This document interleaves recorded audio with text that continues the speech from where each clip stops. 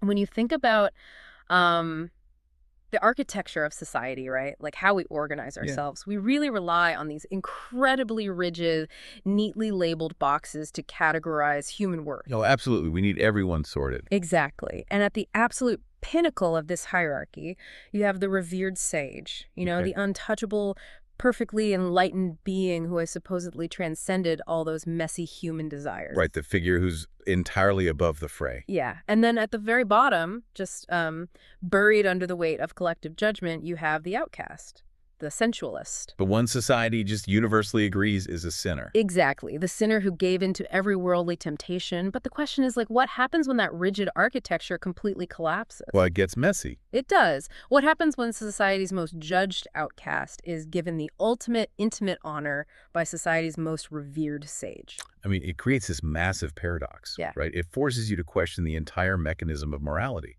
It completely dismantles the illusion that righteousness is this straight, easily identifiable line that the public can just see and judge. And that absolute dismantling of illusions, that's exactly the territory we are exploring today. We want to take you into this remarkable, profound piece of literature. It's a truly staggering piece of work. It really is. It's a Sinhala poem titled Dedanik Dimagak, which translates to Two Men, Two Paths. It's written by Nirasha Gunasekera. He's a Sri Lankan poet, right? Yeah. Currently based in Melbourne. Yes, exactly. And the poem is loosely inspired by two distinct figures from the era of Lord Buddha. But we need to be really clear about how we're approaching this. Absolutely. So one figure represents the deeply detached Buddha archetype, and the other represents a contrasting radical figure from that same era who lived this wildly unconventional, highly judged life. Right.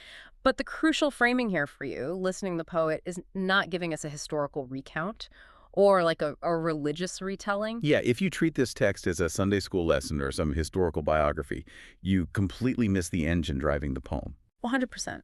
The poet uses these two historical archetypes merely as metaphorical scaffolding. Scaffolding, right. Yeah, they're just an interpretive lens to support this massive, heavy philosophical interrogation of how we perceive worthiness. So we have a dual mission for this deep dive. First, we're dissecting how this poem critiques moral absolutism, and that intense tension between lived experience and imposed virtue. Which is a huge topic on its own. It is. But second, we are putting the poet's actual craftsmanship on trial. Because big, sweeping philosophical ideas are practically useless if the vehicle carrying them is flawed. Exactly. If the writing is bad, the philosophy doesn't land. Right. We need to put the structural integrity of the poem under a microscope. So we're looking at language precision. Language, the mechanics of the imagery, and how the poet basically manipulates your own innate prejudices as a reader. It's so sneaky. It is. This is a highly intellectual text that just demands rigorous, granular analysis of both its philosophy and its form. So to understand the destination here, we have to examine the signpost at the very entrance of the journey. The epigraph. The epigraph. The poet makes this jarring, fascinating choice before the first stanza even begins. Yeah, it's brilliant. He opens a Sinhala poem, which is built on ancient South Asian archetypes, right? But he opens it with an epigraph in English. From the 11th century Persian astronomer-poet Omar Khayyam. Yeah, specifically lines from the Rubaiyat. And it goes, drink, for you know not whence you came nor why. Drink, for you know not why you go nor where. That specific choice of text, it acts as the ontological primer for everything that follows. Ontological primer. Unpack that for us. Well, the poet is deliberately disrupting the cultural loop. By injecting medieval Persian philosophy into a South Asian landscape, he signals immediately that we are stepping outside the boundaries of Orthodox tradition. It's a warning label. Exactly. Okay, let's unpack this a bit more, though. Because when a lot of people hear Khayyam, especially that command to drink, for, not whence you came, the mind immediately jumps to, like, a sort of frat house hedonism. Oh, sure, the eat, drink, and be merry interpretation. Right. It sounds like a philosophical escape hatch for bad behavior, a rationale that says, hey, nothing matters, the universe is void, pass the wine. Yeah, but that's a misreading. So what's the actual mechanism here? Is the poet giving us a nihilistic excuse to just indulge? Or is there a different psychological framing at play? Like, is it modern nihilism versus mindfulness? The mechanism is radical existential ambiguity. not apathetic nihilism. Okay, what's the difference? There's a vast difference. Apathetic nihilism says nothing matters, so I will destroy myself or just do whatever. Right. But Khayyam's philosophy, and by extension the poet's framing here, says you do not have the answers to the before and the after. You're blind to it. Exactly. So the present moment is the only reality that possesses true gravity.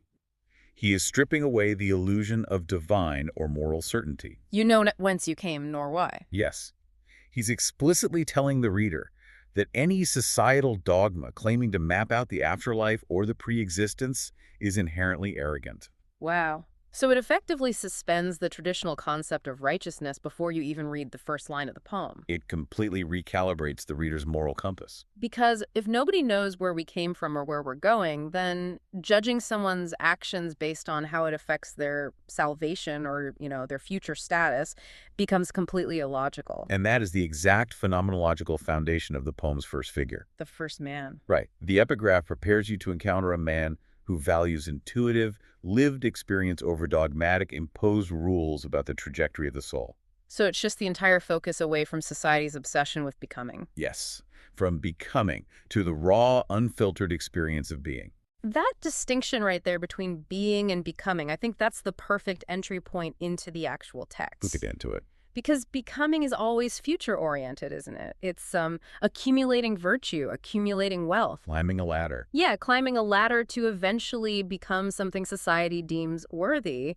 But being is just existing in the sensory reality of the now. And the poet introduces us to a first figure who is utterly anchored in the sensory reality of the now.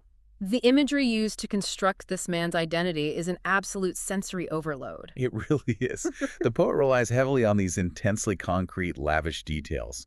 He doesn't deal in vague abstractions when describing this man's life. No, not at all. He gives us the scent of pollen under heavenly Ondura flowers. Gorgeous imagery. He gives us this man seeking coolness in blue waters. And there's this staggering line about lightning strikes in blue lotus eyes. Such a powerful visual. It is, and the man is described as being lost in wine, physically tangled in a book of songs in a wine cup. Now, notice how that language forces the reader's brain to activate the physical senses. Blue waters, scent of pollen. The visual flash of lightning in a lotus eye. The text aggressively anchors this first man in the domain of the physical world. Right. But the true architectural brilliance of the poem is how it immediately takes those sensory details and begins destabilizing the binaries we traditionally associate with them. Because in most classical narratives, the sensual world is the impure world. Exactly. It's the realm of attachment, distraction, sin. And the spiritual world is pure, detached, austere.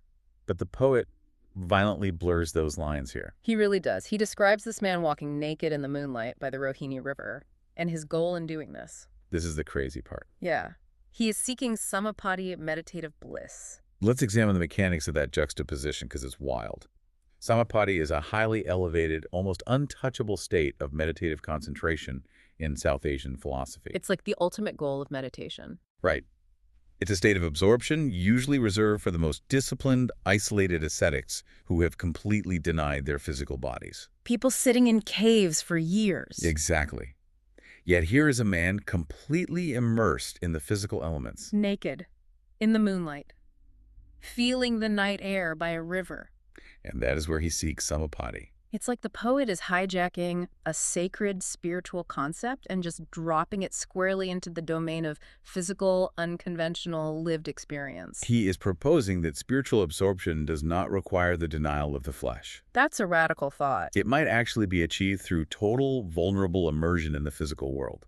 The river, the moonlight, the nakedness, they aren't distractions from truth. They are the conduit to it. Precisely. And the poem pushes that concept even further. It takes the destabilization of these binaries to an absolute extreme in the next sequence. Oh, the courtesan line. Yes. The text describes the man finding himself in the motherly embrace of a courtesan. And when I processed that specific phrase, it felt like the conceptual floor dropped out from under me. It is designed to induce vertigo. It really is. The phrase intentionally collapses the most deeply entrenched, stubbornly defended societal binaries of pure versus impure. Because historically, and, in almost every traditional societal hierarchy, A courtesan is relegated to the absolute moral basement. Without question. She represents the profane, she represents transaction, pure physicality, the commodification of intimacy. But the poet attaches the modifier motherly to her embrace. Which is just wild. It is. Because motherly is the ultimate linguistic symbol for the sacred.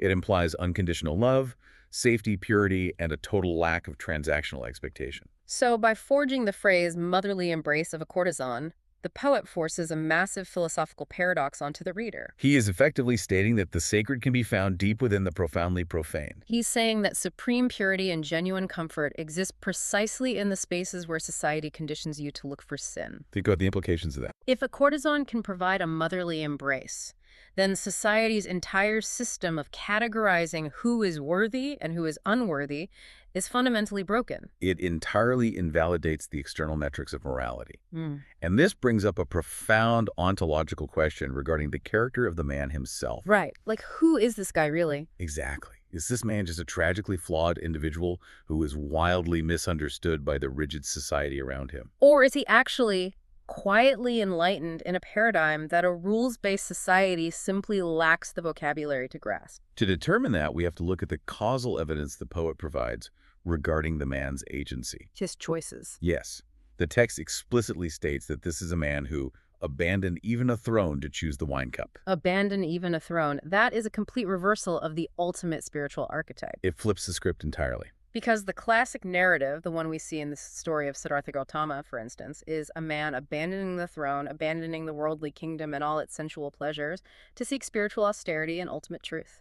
But this man does the exact opposite. He abandons the throne, the ultimate symbol of societal power, authority, and becoming, in order to choose the wine cup. He actively chooses the domain of Khayyam. Yeah. Look at the mechanism of that choice. He isn't stumbling blindly into temptation because he lacks discipline. No, the word abandon implies a deliberate, philosophical, calculated rejection. He consciously rejects the architecture of societal success. He recognizes the throne, the kingdom, and moral authority as their own kind of illusion. Maybe a far more dangerous and ego-driven illusion than the wine cup ever could be. Exactly. He chooses the reality of the present moment over the fiction of power. He chooses lived experience over imposed virtue. And this commitment to lived experience tracks all the way to the end of his life. The poem describes him dying on a bed of withered flowers in the dark woods. Contrast that imagery with the earlier stanzas. Heavenly flowers. Right. We move from the scent of heavenly mandara flowers to a bed of withered flowers. It captures the physical toll of a sensory life. It's not glamorous at the end. No. But it also taps into a fundamental philosophical truth in South Asian thought: impermanence, the decay of the physical world. It's a very quiet, isolated, almost melancholic end. There are no crowds. There is no grand monument. But it's specific phrasing the poet uses at the moment of death that confirms the man's ontological status. Oh, this line gives me chills.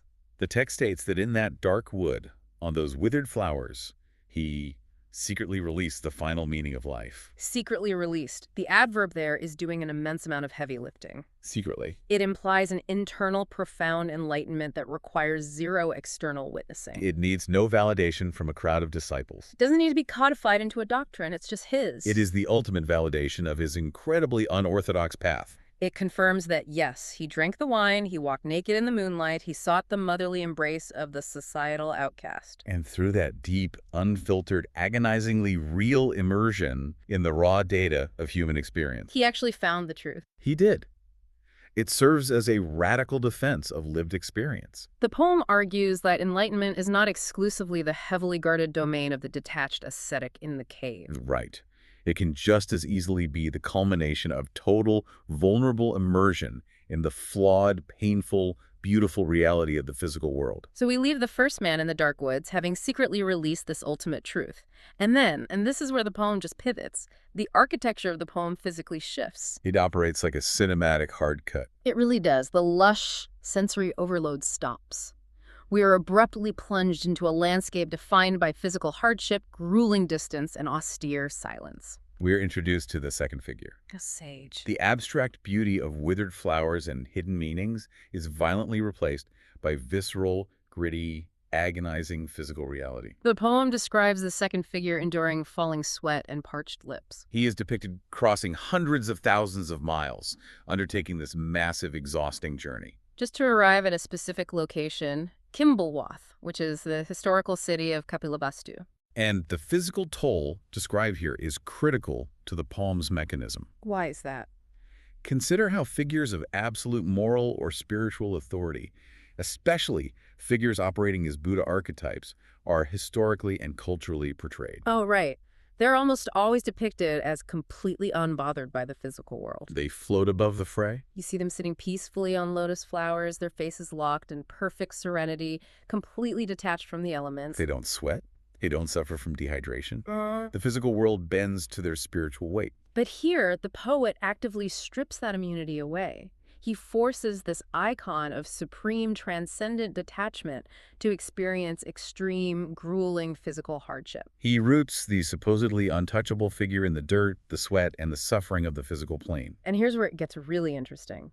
The irony embedded in this is staggering. It's an inversion. A total inversion. The sensualist, the man who lived his entire life deeply attached to the sensory physical world, dies in a state of quiet, effortless, abstract release. While the detached transcendent sage is the one depicted enduring this agonizing physical toll just to reach the deceased. The roles, the expected outcomes of their philosophies, are visually and experientially inverted. And that inversion is entirely purposeful. The supreme figure is crossing this vast geographical and physical distance for one singular specific action. And that action serves as the climax of the entire text. He finally reaches the lifeless body lying on the withered flowers. He lifts him, and he buries him with his own hands. Let's dissect the profound socio-historical weight of that specific action. Because it's huge. Massive. In the context of ancient social hierarchies, handling a dead body is deeply fundamentally impure. It is polluting. It is a task strictly relegated to the absolute lowest rungs of the caste system, the societal outcasts. But the figure who represents the absolute pinnacle of moral authority, the most revered, pure being in existence, steps into that role. He performs this deeply intimate, physically demanding, and socially polluting act of service for the man that society judged the most harshly. By executing this act with his own hands, he is entirely dismantling the societal construct of purity and pollution. He is issuing a definitive, silent statement that completely supersedes any law or decree society has established. Think about it. If the ultimate authority honors the ultimate outcast, then the society's entire metric for judgment is rendered obsolete. It throws out the rule book. Yeah. And the poem doesn't just leave it at the action. It immediately gives us a window into the second man's internal psychology. Following the burial, the text describes him as another man who had no sorrow, no joy, nothing. That specific psychological description roots the poem heavily in the South Asian philosophical concept of supreme detachment, Right. often referred to in Pali as upeka, or equanimity. No sorrow, no joy, nothing. I have to challenge the logic of that state, though. How so? Well, if this sage truly feels no sorrow, no joy, nothing, what is the mechanism driving his action? Okay, I see where you're going. Why walk hundreds of thousands of miles, sweating and thirsty, to bury a man if you feel absolutely nothing? To a modern reader, feeling nothing sounds like apathy. Sure. And apathy doesn't walk 1,000 miles to dig a grave. Right. It sounds like apathy only if we apply a modern Western psychological lens to it. Okay, correct me then. In this specific philosophical framework, equanimity is the absolute opposite of apathy. Opposite. Yes, apathy is a state of disconnection and lethargy. Equanimity upekkha is a state of profound, crystalline observation. Interesting. That's entirely free from the reactive emotions that cloud human judgment. Sorrow and joy are reactive. They're ego-driven responses to external stimuli. So you're saying his action is powerful precisely because he isn't sad? Exactly the opposite of our usual expectations, yes. His action is pure because it is not driven by the ego's need to perform grave. He isn't burying the man because he is overwhelmed by sorrow and needs an outlet for his own emotional pain. No, and he isn't doing it to display righteousness or secure his legacy. He acts out of a clear-sighted, unobstructed recognition of the first man's true worth. He sees the hidden enlightenment. He recognizes the truth the man secretly released, and he honors it through deliberate, compassionate action, untainted by his own emotional turbulence. That reframes the entire climax, doesn't it? It totally does. He honors him not out of sentimental attachment, but out of a pure, objective recognition of reality. Yeah. And this action and the societal rules it breaks brings us to the invisible elephant in the room. The third character. Right. We spent all this time analyzing the sensualist and the sage, but there is a third character in this poem. A character who never speaks, never acts directly, yet dictates the entire tension of the narrative. The society. Society. Society functions as the negative space of this poem. It is the invisible antagonist that gives the contrast between the two men its meaning. The text doesn't give us a jury. We don't see a mob pointing fingers. But the very architecture of the poem, the necessity of contrasting these two specific paths, implies the heavy presence of a rigid collective that has already decided one man is a sinner and the other is a saint. The poem is a reaction to an assumed consensus. The poet is essentially engaging in a dialogue with an unseen mass of people who have profoundly misjudged reality. The question then becomes, how does the poem construct this critique? Like, does it condemn society outright, treating them as malicious, or does it merely expose their severe limitations? What's your take? Reading the text, society comes across as incredibly superficial. Absolutely. They are entirely obsessed with the metrics of becoming. They look at the throne, the labels, the outward performance of austerity, and they assign value. And they look at the wine cup and the courtesan and they assign sin. Right. They are entirely blind to the fact that both men, utilizing radically different methods, have reached a form of ultimate truth. What's fascinating here is that the critique is aimed squarely at the arrogance of moral absolutism. The poem doesn't need to waste lines explicitly condemning society. The act of the burial accomplishes that structurally. The burial is a quiet, devastating validation of the outcast. By forcing the figure of supreme purity to bury the figure of supreme impurity, the poet redefines worthiness on his own terms. Completely bypassing societal permission. Exactly. It operates as a massive, unavoidable rebuke to anyone who claims to hold a monopoly on righteousness. It's as if the poet is saying, you think you understand the right way to live. The ultimate being you worship just walk 1,000 miles in the dirt to dig a grave for the outcast you despise. It thoroughly exposes the fatal flaw of external judgment. Society judges based on what is visible, the nakedness, the wine, the location. It relies on optics. A sage, however, judges based on essence.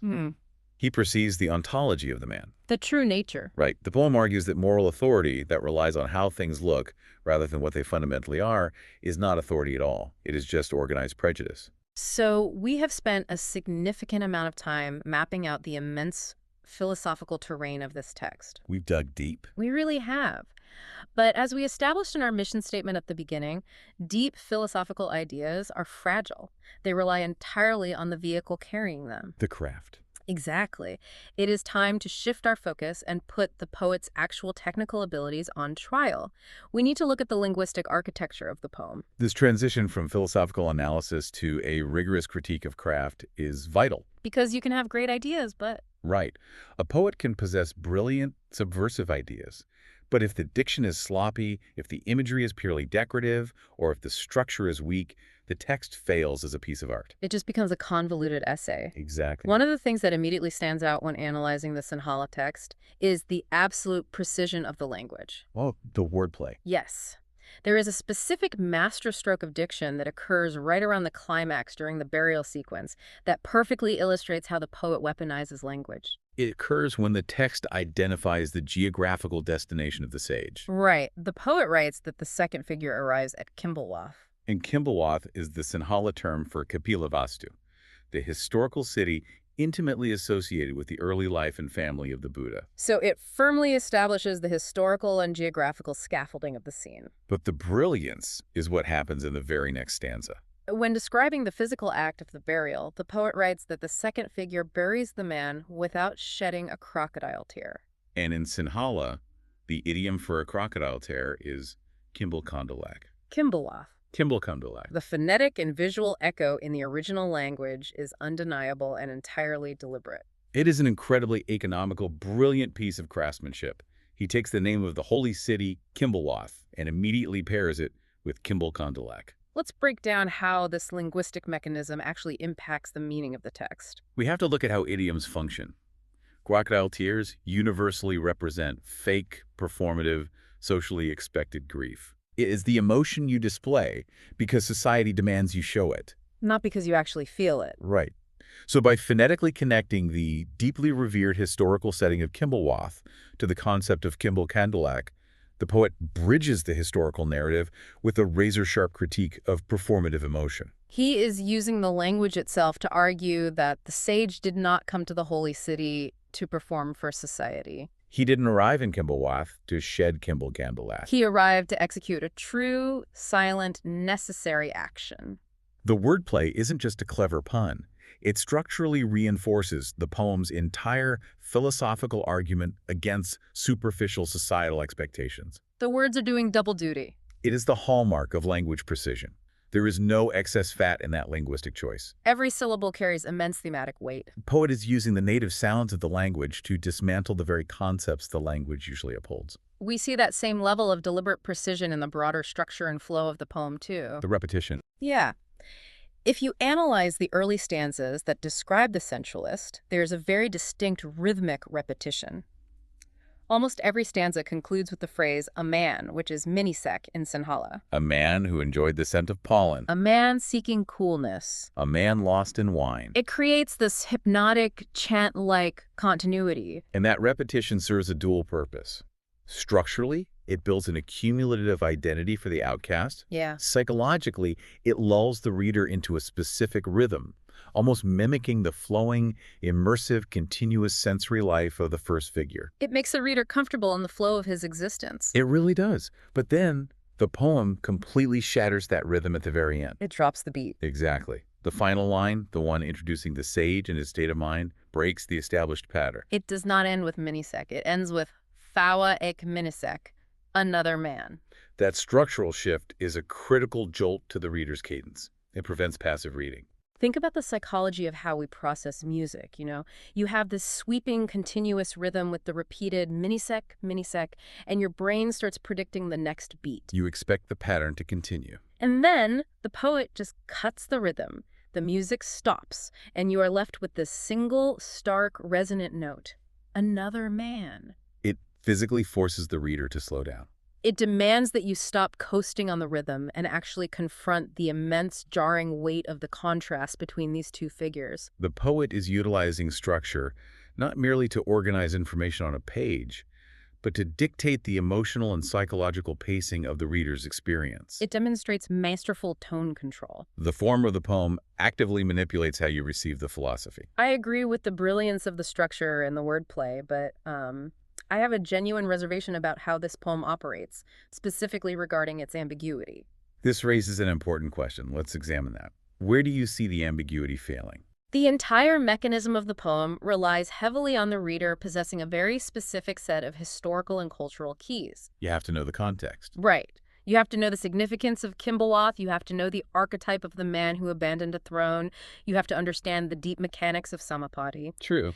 If a reader approaches this text without that specific cultural literacy, they're going to read a very confusing, disjointed story about a guy wandering around drinking wine and another guy walking a very long way to bury him. It would seem very random. Exactly. Does this heavy reliance on unstated, assumed knowledge make the poem exclusionary? At what point does productive ambiguity cross the line into a lack of clarity that alienates the reader? You are raising a vital question about the threshold of accessibility in poetry. Because it is a barrier. It is. Yeah. However, I would argue strongly that the ambiguity here is not vague, nor is it a failure of clarity. Okay, defend it then. The intentional withholding of explicit labels, the poet's absolute refusal to name the Buddha or name the historical outcast, is actually the poem's greatest meta-interpretive triumph. A meta-interpretive triumph. Explain the mechanics of that, because right now it just feels like a high barrier to entry. Let's trace the logic. The poem is acutely aware of the act of interpretation itself. What is the central driving theme we have been discussing? The danger and arrogance of superficial societal judgment based on labels, optics, and preconceived notions. Right. Society judges the first man entirely because he wears the label of sinner and engages in actions that outwardly look impure. They don't look past the label. Exactly. Now consider the alternative. Imagine if the poet explicitly named the figures. If he just smelled it out. Right. Imagine if stanza 1 said, "This is the story of the historical outcast," and stanza 5 said, "And then Lord Buddha walked 1,000 miles." That would change everything. If he did that, he would be handing the reader the exact same superficial labels he is critiquing. Oh, He would be allowing the reader to rely on their own preconceived religious or historical biases to tell them who the good guy and the bad guy is. he would be letting the reader off the hook. Precisely. By intentionally withholding the names and the explicit historical markers, the poet forces you, the reader, into the exact same position as the invisible society. You have to do the work. You are forced to interpret these two men purely through the raw data of their actions, their essence, and their physical reality as presented in the text. You cannot fall back on the lazy shortcut of a famous name to dictate your moral response. The ambiguity is highly productive because it mirrors the core theme. It operates as a defense mechanism against the reader's own judgmental laziness. That reframes the entire structural approach. He essentially strips away the historical VIP passes. He strips away the halo and the pitchfork. He makes you, the reader, sit with the naked reality of the men, just as the sage sat with the naked reality of the outcast during the burial. The form of the poem perfectly executes its function. I see it now, but even accepting that brilliant mechanism, I still maintain that it demands an incredible amount of labor from the reader. It asks a lot. It is a text that risks alienating those who aren't willing to dig through the meta-commentary. It undeniably demands active, rigorous engagement rather than passive consumption. It's not a light read. It is a text that respects the intelligence of the reader, perhaps to a fault if accessibility is your primary metric for success. So, synthesizing everything we have unpacked today, the deep ontological analysis of being versus becoming, The violent subversion of the profane and the sacred. the rigorous critique of the Kimballwath wordplay, the structural crescendos, and that meta-interpretive ambiguity. We have to render a final verdict on Dead and Neck Demagogue. Does this poem succeed as a work of art and philosophy? If we evaluate its core strengths, the philosophical depth is staggering. It really is. The poet achieves something incredibly difficult. He takes Khayyam's 11th century Persian existentialism, that radical, terrifying uncertainty about the past and future, and seamlessly, naturally weds it to ancient South Asian concepts of impermanence, decay, and supreme detachment. He creates a highly original, hybrid philosophical voice. That is a massive achievement. It doesn't feel derivative of either tradition it draws from. It doesn't read like a cheap imitation of the Rubaiyat, nor does it read like a standard orthodox Buddhist sutra. It actively and aggressively reinterprets both traditions to forge something entirely new, specific, and provocative. And from a perspective of poetic craft, the execution is phenomenally tight. The diction is economical, as we saw with the Kimball-Candillac idiom. The imagery is purposeful rather than merely decorative. And the tone is maintained with absolute, unyielding discipline from the first sensory detail to the final stark realization. I will hold on to my slight reservation that the initial impact might be blunted for a reader lacking the cultural scaffolding. Which is fair. The heavy reliance on unstated context is a limitation if you believe poetry should be instantly, universally accessible. But does that limitation constitute a fatal flaw? No. Not at all. As a philosophical interrogation and a precisely constructed poetic mechanism, it is a resounding success. We began this deep dive by discussing the rigid, comfortable boxes society forces people into. The revered saint at the top, the despised sinner at the bottom. What this exhaustive analysis of Nirasha Gunasekera's poem has revealed is a vital, urgent defense of lived experience over imposed virtue. It operates as a masterclass in how a writer can utilize historical scaffolding, not to safely retell the past, but to aggressively interrogate the present. It serves as a reminder that true understanding, the actual pure recognition of human worth, often looks entirely unrecognizable to the judgmental, conditioned eye. It challenges the reader to look far beyond the performative crocodile tears and the rigid labels of society. And instead seek the quiet, hidden, often messy truths of actual human experience. It might look like a revered sage, sweating, exhausted, and thirsty, digging a grave in the dirt for a man who died smelling of wine and courtesans. Which leaves us with one final, lingering paradox to mull over, a thought to carry with you. Let's hear it.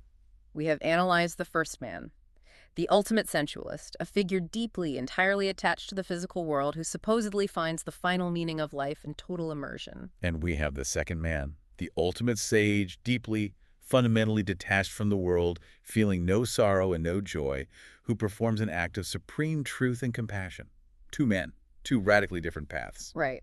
But if the ultimate detached, enlightened being actively steps out of his way to intimately honor the ultimate attached, sensualist being, does the poem ultimately suggest that at the extreme, absolute ends of human experience, total attachment and total detachment are actually the exact same path? Now that is something to think about. Thank you for joining us on this deep dive. Keep questioning the paths laid out before you.